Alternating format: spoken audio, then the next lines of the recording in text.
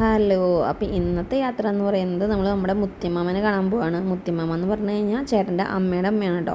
ഞങ്ങളെല്ലാവരും തങ്കമ്മാമ എന്ന് വിളിക്കുക. അതേ ത്രേയിനെ ഞാൻ വീഡിയോ എടുക്കാൻ നോക്കുമ്പോൾ ത്രേ ഇരുന്ന് ആടുകയാണ്. അപ്പോൾ നോക്കിയപ്പോൾ ആൾ ഗംഭീര ഉറക്കം. അപ്പോൾ അതേ വണ്ടി നിർത്തി ഞങ്ങളതേ പാക്കിലേക്ക് വെച്ചു. നോക്കിയപ്പോൾ കൂളിംഗ് ഗ്ലാസ്സൊക്കെ വെച്ച് ഗംഭീര ഉറക്കമാണ്. നമ്മൾ ഉച്ചയ്ക്ക് ഫുഡൊക്കെ കഴിച്ചിട്ടാണ് ഇറങ്ങിയത്. അതുകൊണ്ട് അവൻ നല്ല ഉറക്കാം. അങ്ങനെ നമ്മൾ മുത്തിയമ്മാമയുടെ വീടെത്താറേ. അങ്ങനെ വീട്ടിലേക്ക് എത്തി. അവരവിടെ ഓൾറെഡി വെയിറ്റിംഗ് ആയിരിക്കും. ഞങ്ങൾ പറഞ്ഞിട്ടുണ്ടായിരുന്നു വരുന്നു. അങ്ങനെ ഞങ്ങൾ അവിടെ എത്തി. വീടാണ് കേട്ടോ അമ്മമ്മയുടെ വീട് വരുന്നത്.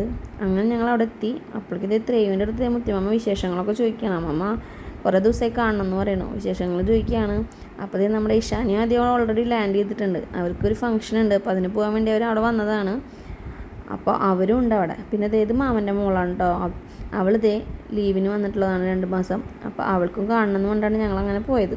അങ്ങനെ അമ്മമ്മയുടെ അടുത്ത് എന്ന് വിളിക്കുമ്പോഴും പറയും ഐസ്ക്രീം വേണം, പിസ്സ വേണം, എല്ലാം വേണമെന്ന് പറയും. അപ്പോൾ അമ്മമ്മ ഞങ്ങൾ വരുന്നത് കാത്തിരിക്കുകയായിരുന്നു. അപ്പോൾ അങ്ങനെ അവളെ കൊണ്ട് പിസ്സ ഓർഡർ ചെയ്തിട്ട് പിസ്സയ്ക്ക് വേണ്ടി വെയിറ്റിംഗ് ആണ് കേട്ടോ. അങ്ങനെ ഞങ്ങളിതേ കുറച്ച് വിശേഷങ്ങളും കാര്യങ്ങളും പറഞ്ഞിരിക്കുകയാണ്. സ്കൂൾ തുറക്കണ വിശേഷങ്ങളും അങ്ങനെ വിശേഷങ്ങൾ പറയേണ്ട ഇടയിൽ പിസ്സ വന്നു കേട്ടോ. അങ്ങനെ പിസ്സ കഴിച്ച് ഞങ്ങൾ അതുപോലെ തന്നെ ഐസ്ക്രീം മേടിച്ചിട്ടുണ്ടായിരുന്നു. ഐസ്ക്രീം കഴിച്ച് പതുക്കനെ അവിടെ നിന്ന് പോന്നു. അങ്ങനെ വടക്കേ സ്റ്റാൻഡ് വഴിയായിട്ടോ ഞങ്ങൾ പോകുന്നത്. അപ്പോൾ ആ വഴിയിൽ ജസ്റ്റ് കണ്ടോ ലെഫ്റ്റ് സൈഡിൽ കണ്ടോ, ഇത് എന്താ സംഭവം എന്നൊരു പിടുത്തില്ല.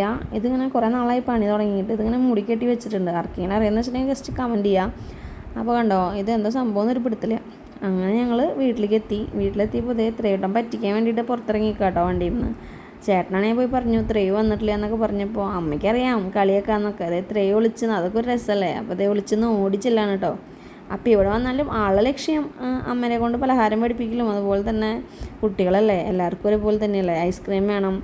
ആളുടെ മെയിൻ സാധനം പിസ്സയാണ്. പിസ്സയും ബർഗറൊക്കെ വേണമെന്നാണ് മെയിനായിട്ട് പറയുക. അപ്പോൾ അത് അമ്മമ്മയുടെ അടുത്ത് കൂടുതൽ കിട്ടണ തന്നെ അമ്മമ്മോട് എപ്പോഴും ചോദിക്കും.